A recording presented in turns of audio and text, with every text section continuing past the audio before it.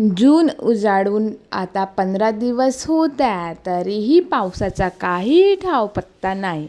Hello friends, स्वागत आहे तुमचं रिअल लाईफ या यूट्यूब चॅनलवरती. तर आता जसं संध्याकाळ झालेली आहे आणि संध्याकाळचा व्ह्यू खूप मस्त झालेला आहे. पाऊस तर काही यायचं नाव घेत नाही आहे. पुणे मुंबई तिकडे मात्र महापूर सुरू आहे.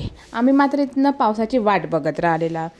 इथं छोटंसं गार्डन जे खाली आम्ही झाडं लावलेलं आहे, वरून बघितल्यावर मस्त दिसतात. तर आता मी टेरेसवरती जाऊन राहिलेली आहे कपडे काढायला म्हणून. तारेवर कपडे वाळू टाकलेले होते, तर चला म्हटलं आता इव्हिनिंग होत आहे, संध्याकाळची वेळ झालेलीच आहे, तर घेऊन यावं. सूरज पण जसं आता डुबायला आलेलंच आहे. इथे कपडे वाळू टाकलेले होते आणि इथली कंडिशन मात्र खूप भारीवाली आहे. इधर चला मैं उधर चला, बस हीच कंडिशन जसं आमच्या कपड्यांची आहे. तर चला, जोक अपार्ट, आपण आपलं कामं करूया. कपडे पटापट काढून घेते. त्यानंतर खाली पण जायचं आहे, भूक पण लागलेली आहे. पण काही असो, इथलं व्ह्यू बघून ना आहा हा हा.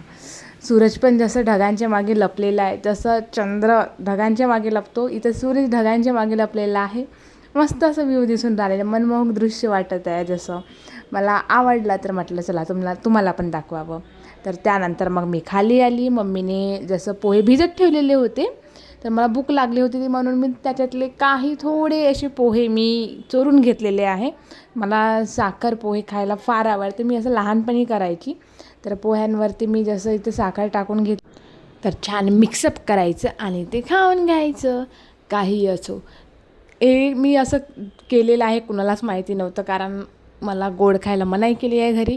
सो असं लपून छपून खायला भारीच मजा वाटते. तर भेटूया नेक्स्ट व्लॉगमध्ये फ्रेंड्स.